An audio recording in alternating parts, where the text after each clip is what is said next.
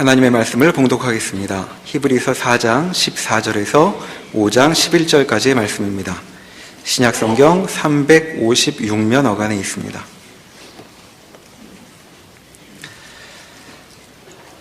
그러므로 우리에게 큰 대제사장이 계시니 승천하시니 곧 하나님의 아들 예수시라. 우리가 믿는 도리를 굳게 잡을지어다. 우리에게 있는 대제사장은 우리의 연약함을 동정하지 못하실 이가 아니요 모든 일에 우리와 똑같이 시험을 받으시니로되 죄는 없으시니라. 그러므로 우리는 긍휼하심을 받고 때를 따라 돕는 은혜를 얻기 위하여 은혜의 보좌 앞에 담대히 나아갈 것이니라. 대제사장마다 사람 가운데서 택한 자이므로 하나님께 속한 일에 사람을 위하여 예물과 속죄하는 제사를 드리게 하나니, 그가 무식하고 미혹된 자를 능히 용납할 수 있는 것은 자기도 연약에 휩싸여 있음이라. 그러므로 백성을 위하여 속죄제를 드림과 같이 또한 자신을 위하여도 드리는 것이 마땅하니라. 이 존귀는 아무도 스스로 취하지 못하고 오직 아론과 같이 하나님의 부르심을 받은 자라야 할 것이니라. 또한 이와 같이 그리스도께서 대제사장 되심도 스스로 영광을 취하심이 아니요 오직 말씀하신 이가 그에게 이르시되 너는 내 아들이니 내가 오늘 너를 낳았다 하셨고, 또한 이와 같이 다른 데서 말씀하시되 내가 영원히 멜기세덱의 반차를 따르는 제사장이라 하셨으니, 그는 육체에 계실 때에 자기를 죽음에서 능히 구원하실 이에게 심한 통곡과 눈물로 간구와 소원을 올렸고 그의 경건하심으로 말미암아 들으심을 얻었느니라. 그가 아들이시면서도 받으신 고난으로 순종함을 배워서 온전하게 되셨은즉 자기에게 순종하는 모든 자에게 영원한 구원의 근원이 되시고 하나님께 멜기세덱의 반차를 따른 대제사장이라 칭하심을 받으셨느니라. 멜기세덱에 관하여는 우리가 할 말이 많으나 너희가 듣는 것이 둔함으로 설명하기 어려우니라. 아멘. 히브리서는 결국 구원을 받은 성도들이 어떤 현실 속에 있는가라는 문제입니다. 고난 속에 있다고 얘기합니다. 그리고 그 고난이 필요한 것이라고 얘기를 하죠. 오늘 등장하는 대제사장, 우리의 대제사장 예수님은 그가 아들이시면서도 받으신 고난으로 순종함을 배워서 온전하게 되십니다. 순종을 배워야 하고 그 순종이 있어야 온전하게 된답니다. 출애굽 사건을 지난번에도 상기했는데,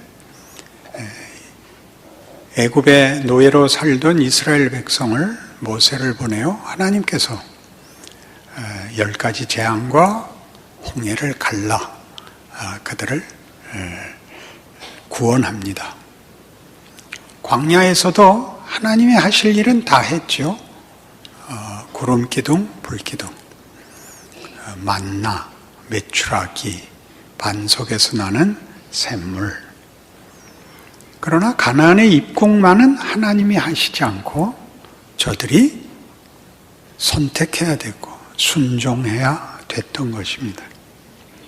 쉬워 보이는데 왜 못했을까? 우리가 이렇게 생각하지만 그것은 더 나은 길을 가는 문제보다 크게 더 나은 것을 알아야 되고 항복해야 되는 것이기 때문입니다. 우리 인생에서도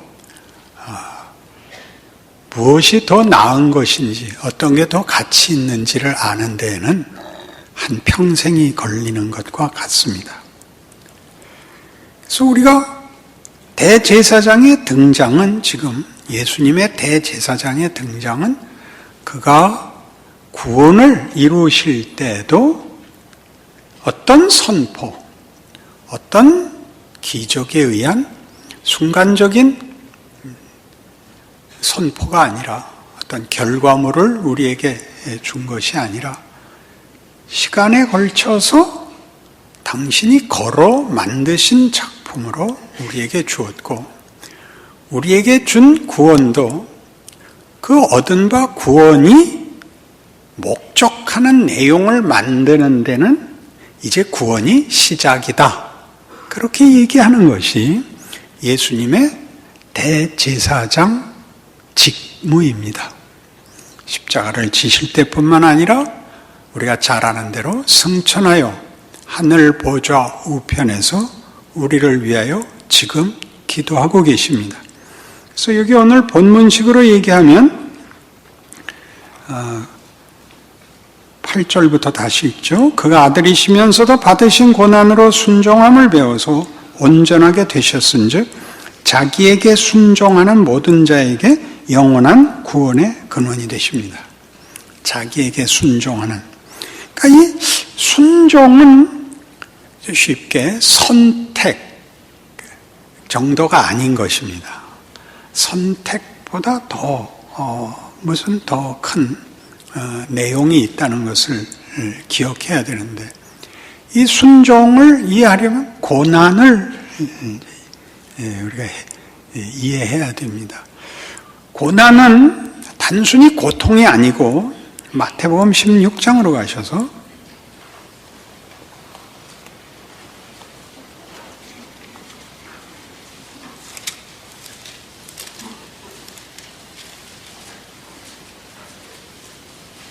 (21절) 베드로의 고백과 교회에 대한 영광된 약속 후에 예수님께서 죽으셔야겠다, 죽으실 것이다에 대한 베드로의 반응이 나옵니다. 이때로부터 예수 그리스도께서 자기가 예루살렘에 올라가 장로들과 대제사장들과 서기관들에게 많은 고난을 받고 죽임을 당하고 제3일에 살아나야 할 것을 제자들에게 비로소 나타내시니, 베드로가 예수를 붙들고 항변하여 이르되 주여 그리 마옵소서, 이 일이 결코 주께 미치지 아니하리이다. 예수께서 돌이키시며 베드로에게 이르시되 사탄아 내 뒤로 물러가라. 너는 나를 넘어지게 하는 자로다.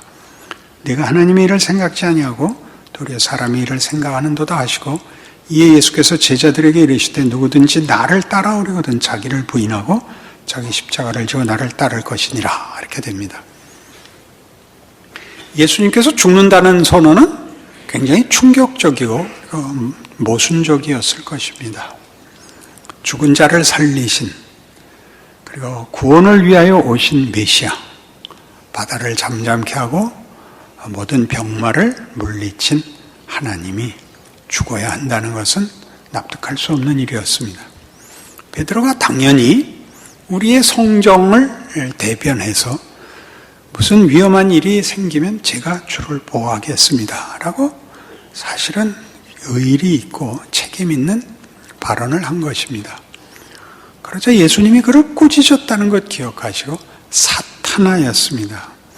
그러니까 여기서 사탄은 언제나 도덕적으로 영적으로 하나님의 일을 반대하고 우리를 괴롭히고 유혹하고 그렇게 악역을 맡은 것보다 크게 하나님께서 그가 만드신 인류에게 목적하시는 것을 타협케 하는 자인 겁니다.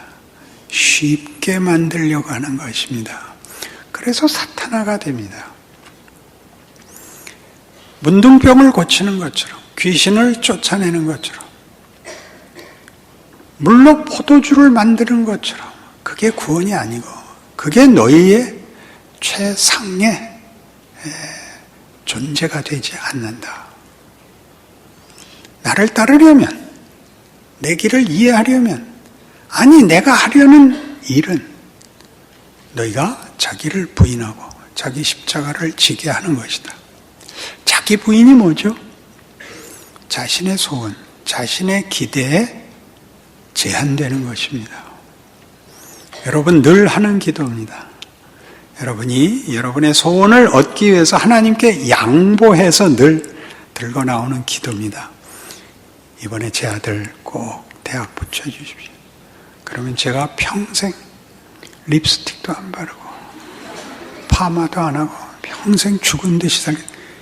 하나님이 그런 기도 들으시면 이 답이 나올 거다. 내가 너희에게 그 조그만 것 주려고 너희를 만들고 내 아들을 보내고 그 모욕을 당하고 그렇게 죽게 했단 말이냐? 너는 내가 너희를 구원하기 위하여 쓴 방법만 보아도 이게 도대체 뭐길래 하나님이 이렇게 긴 역사, 이 많은 비극 속에 그 아들을 보내어 그 짐을 지게 하시고 그 수모와 그 오해를 받게 하셨는가 한번 생각해봐라.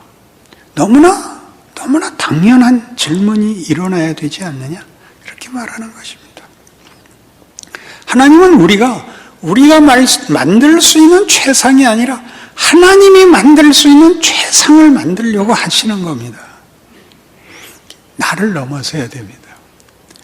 무슨 무아지경에 간다든가 객관적이고 정의롭고 사심이 없고 이런 게 아닙니다. 더 적극적이고 긍정적이고 상상할 수 없는 존귀한 존재로, 영광의 존재로, 하나님이 우리를 자녀라고 부르는 존재로, 사랑하고 하나님께서 우리의 사랑을 요구하시는 존재로, 그 자기 부인입니다. 자기 부인은 거짓말 안 하고 욕심 안 내고 그런 거하고는 차원이 다른 요구이고, 십자가는 각각이 그렇게 돼야 되는 것입니다. 그것이 명분이고 구호고 고백이고가 아니라 존재가 그렇게 돼야 되는 겁니다. 예수께서 십자가를 지신 것처럼, 예수의 손바닥에 못자국이 있었던 것처럼 예수는 인간이 되십니다. 죽음 아래의 그 수치와 고통을 몸에 지니십니다. 부활하시고도 옆구리에 창자국이 있습니다. 예수님은 승천하셨으나 인간이신 것을 영원히 가지기로 하십니다. 굉장하지 않습니까? 그의 창자국과 그의 못자국이 예수님에게 무슨 문제가 되거나 흠이 될 리가 없는 것처럼, 우리가 우리의 자기 부인과 자기 십자가를 지는 과정에서 일어나는 모든 실수와 실패와 눈물과 한숨이 손해보지 않게 하겠다고 요구하시는 것, 나를 따르려거든입니다. 우리는 하나님께서 하신 모든 권능을 보았습니다. 바로가 깨지는 것을 보았죠. 홍해가 갈라지는 걸 보았습니다. 우리의 길에 하나님이 하실 모든 것을 주십니다. 만나를 주시고 메추라기를 주시고 구름 기둥 불 기둥이 있습니다. 그러나 몸만은 안 해주십니까? 마음만은 안 잡아줍니다. 나보고 해보랍니다. 틀리면 꾸중을 들어야 하고 스스로 민망하고 이건 아닌데, 이런 경험을 가지게 합니다. 이런 기회를 가지게 합니다. 갈라디아서 5장에 가면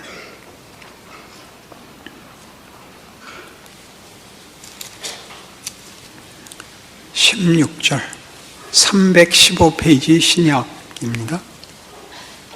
이 유명한 대조를 다시 한번 확인해 봅시다. 갈라디아서 5장 16절. 내가 이르노니 너희는 성령을 따라 행하라. 그리하면 육체의 욕심을 이루지 아니하리라. 육체의 소욕은 성령을 거스르고 성령은 육체를 거스르나니 이 둘이 서로 대적하므로 너희가 원하는 것을 하지 못하게 하려 함이니라. 너희가 만일 성령이 인도하는 치는 바가 되면 율법 아래 있지 아니하리라. 육체의 일은 분명하니 곧 음행과 더러운 것과 호색과 우상숭배와 주술과 원수 맺는 것과 분쟁과 시기와 분됨과 당짓는 것이요. 넘어가셔서 22절. 오직 성령의 열매는 사랑과 희락과 평화의 참음과 자비의 양성과 충성과 온유와 절제입니다. 그럼 이 둘을 왜 대조시키겠습니까?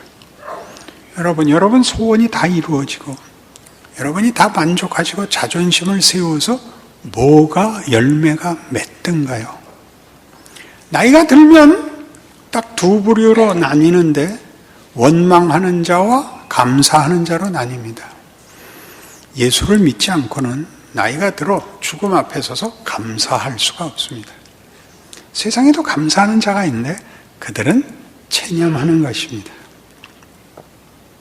어차피 다 죽을 거 그만하면 됐다라고 얘기하는 것이고, 신자가 감사하는 것은 나이가 들고 죽음 앞에 서서 하나님이 여기서 날 뭘 만들었는가를 알게 됩니다. 그것은 우리가 상상치 못했던 인격, 존재, 우리 속에 속성을 만듭니다. 그것은 쉽게 사랑과 희락과 화평과 오래 참음과 자비와 형성과 온유와 절제라고 이렇게 나열해 놓으니까 명분 같아 보이는데 그것이 속성인 한 위대한 존재가 됩니다. 어떻게 하다 그렇게 된다고요? 우리가 생각하기에 최선이고 우리가 생각하기에 이것만은 꼭 해야 된다는 것들이 무엇인지를 알게 되기 때문입니다. 그 자랑은 다만 자존심이었고 상대적이었고 경쟁에 불과했다는 것을 알게 되고 헛됩니다. 그리고 예수 안에서 만들어지는 여기 나오는 성령의 열매들은 그것은 정말 값진 것입니다. 모든 걸 잃어버릴지라도 이것만은 뺏길 수 없습니다. 그런데 사탄이 밤낮 이걸로 타협하라 그러죠. 위협하기도 하고 미혹하기도 합니다. 그것이 고난입니다. 이 뻔해 보이는 걸 하나님이 하지 말라 그러고 소원을 가지고 순종하려고 들면 고난이 덮치고 왜 내가 잘하려고 할 때가 더 어렵고 쉬운 길, 누구나 인정하는 길로 가는 것은 결과가 우리를 예수 믿는 사람답지 않게 하는가 하는 속에 내내 붙잡혀 있는 것을 고난이라고 합니다. 순종을 이루려면 결국은 이 둘 사이에 어느 것이 나라는 존재의 정체성이어야겠는가라는 항복이 나오지 않으면 순종이라는 게 일어나지 않는 것입니다. 그러니까 순종은 일종의 분별이고 안목이고 그의 실력이 되는 것이지 순종을 했더니 보상으로 가나하니 보상으로 행복이 오는 것이 순종이 아닌 것입니다. 그런 얼굴들을 하고 있지 말아 주십시오. 그러니까 이 순종은 계속 뭐라고 됐냐면 너희들은 오늘날 그의 음성을 듣거든 너희 조상들이 광야에서 한 것 같이 너희 마음을 완악하게 하지 마라 했지 않습니까? 거절하지 마라. 순종해라. 순종해라였죠. 무엇을 순종하는 거죠? 애굽에서 꺼내서 가나안에 들여보내려고 내가 너희들에게 구원을 줬다. 근데 그 가나안은 너희가 이런 거길 들어갈 실력, 거길 들어갈 어떤 마음의 항복이 만들어져야 되는 것이다. 그러니까 가나안에 들어간다는 것은 우리 히브리서 10으로 얘기하면 안식에 들어간다는 것은 안식이 예수 안에서 약속된 존재가 된다는 것. 그것을 항복하는 것. 그것을 내가 선택하는 것. 내가 기뻐하는 것. 그것이 순종이다 이렇게 얘기합니다. 너희가 분명히 변명을 할 것이다. 여러 가지 변명을 할 것이다. 뭐라고 변명했죠? 여러분도 가지고 있는 변명.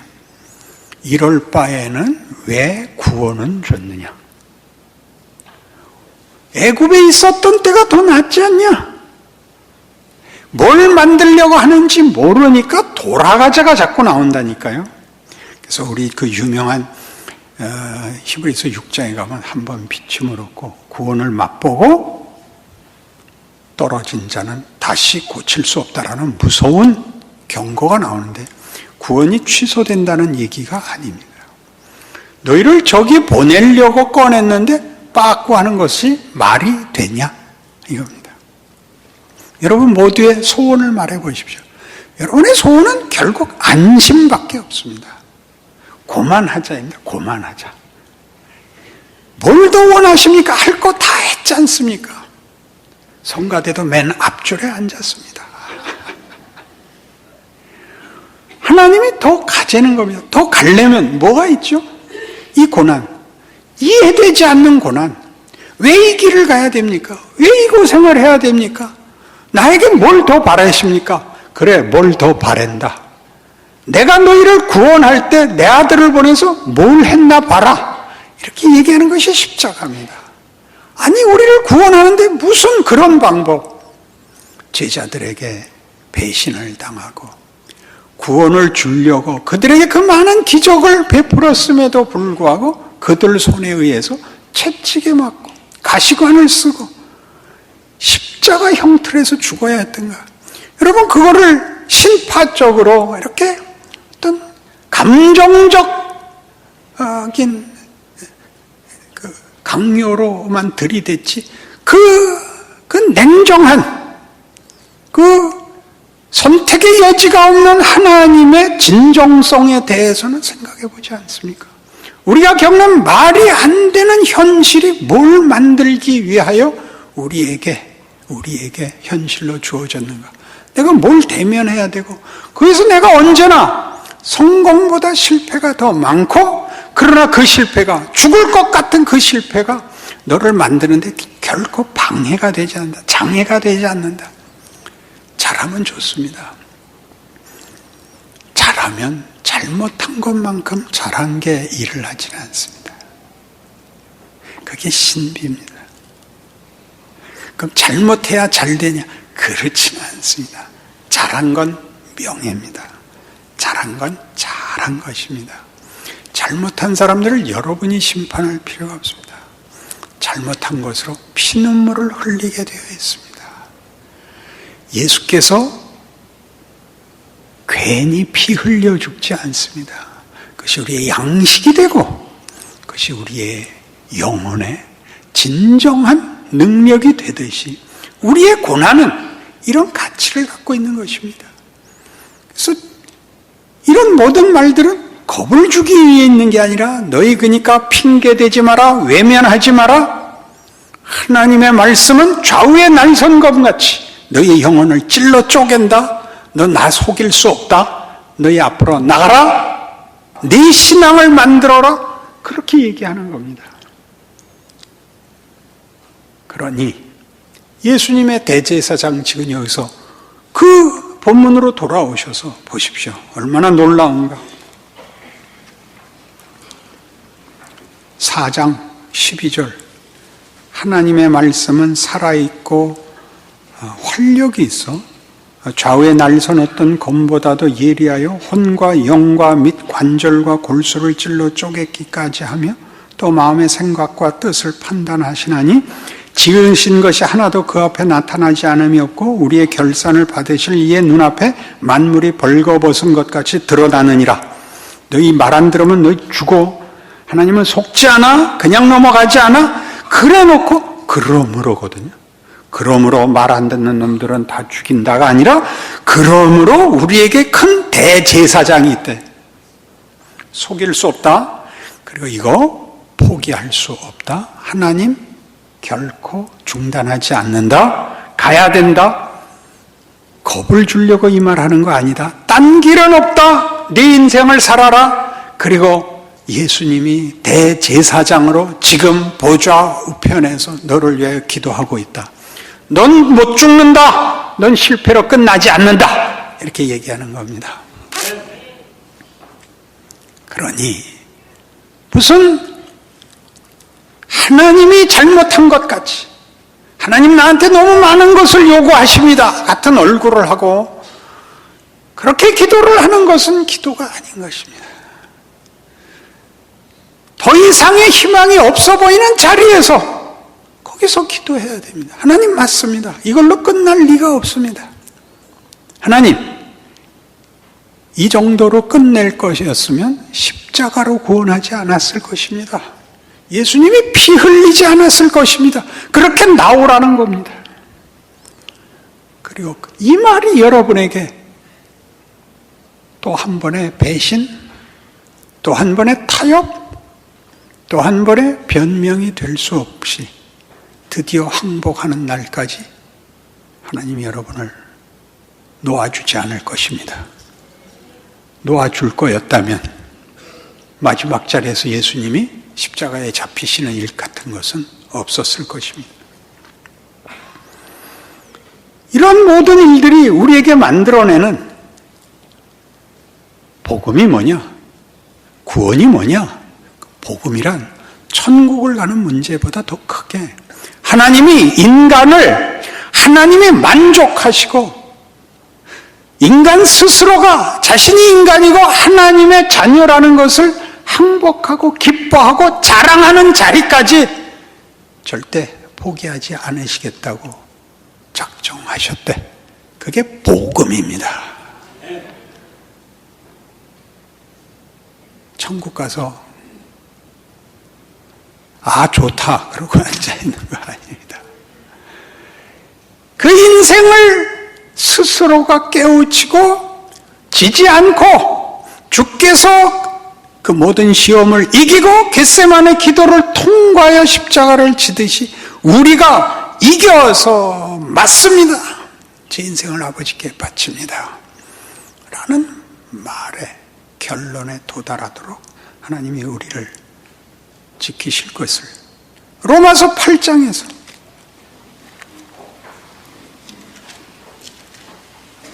이렇게 확인합니다.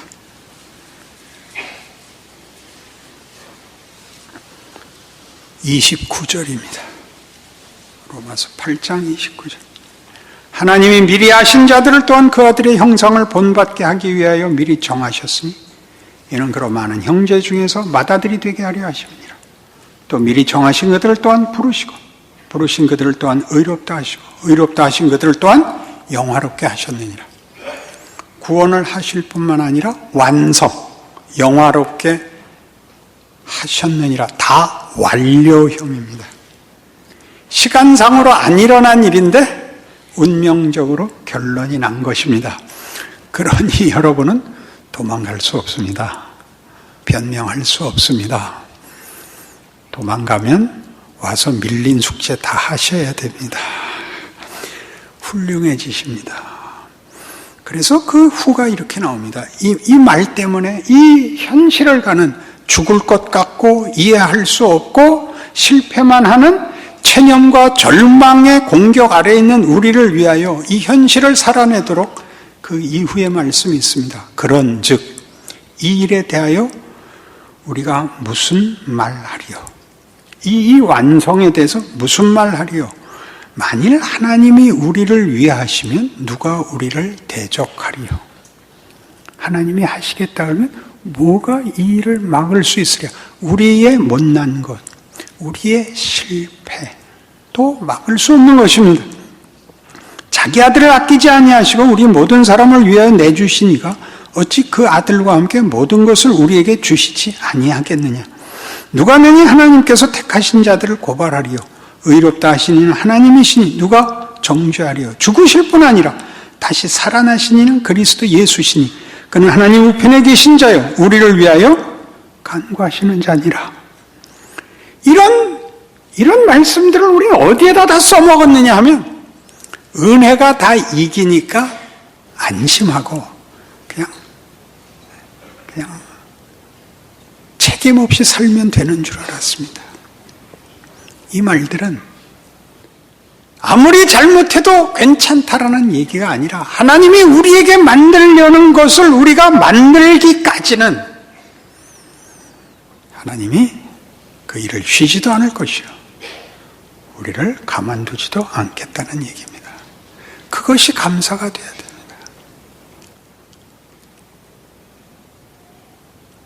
여러분의 현실의 어려움에 대한 여러분의 이해가 구원이 뭔가? 하나님 우리에게 무엇을 목적하고 있는가? 그리고 내 실력은 뭔가? 라고 묻고서 생각하셔야 됩니다. 여러분의 실력은 어디까지 와 있습니까? 있는 듯 많은 듯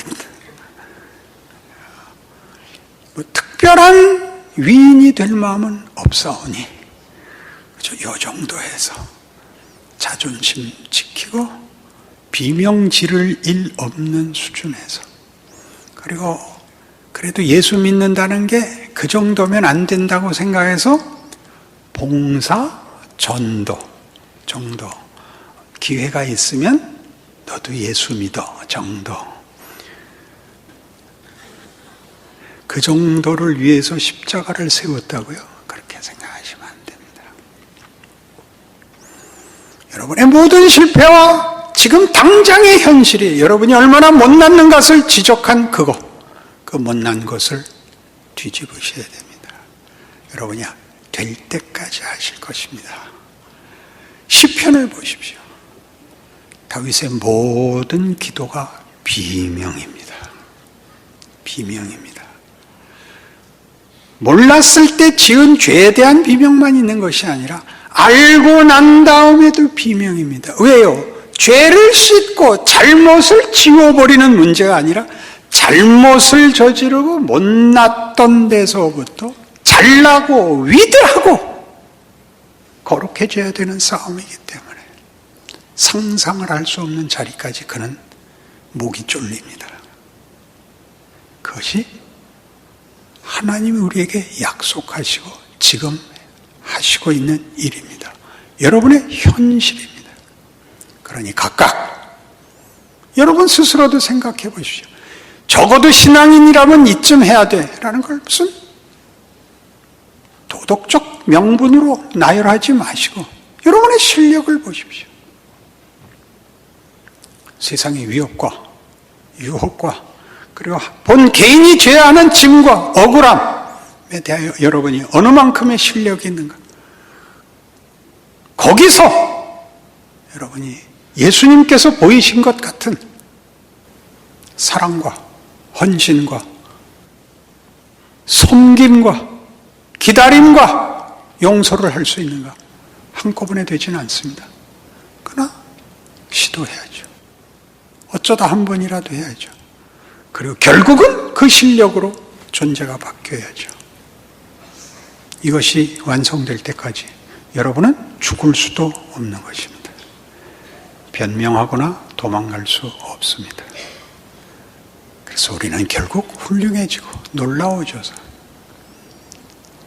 먼 훗날 영광의 보좌 앞에서 하나님 앞에 찬송과 감사와 면류관을 드릴 것입니다.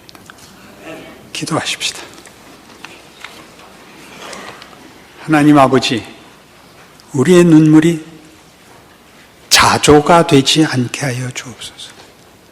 우리의 비명이 변명이 되지 않게 하옵소서.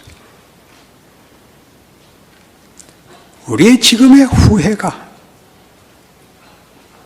운명이 되지 않게 하옵소서. 우리가 못난 것이 확인되거든 분발하게 하시옵고 세상이 위협한 것보다 큰 하나님의 일하심이 우리 영혼을 소생시키시고 일하사 기적을 사는 신자된 기쁨을 누리는 생애가 되게 하시고 주어진 기회마다 더 깊이 생각하고 살아온 내내 본 세상의 못난 것과 하나님의 약속 사이를 분별하는 지혜와 실력이 늘게 하셔서 교회로 모이면 찬송이 되게 하여 주옵소서. 여기에 모이면 기쁨과 자랑이 있게 하여 주시옵소서. 예수님 이름으로 기도합니다.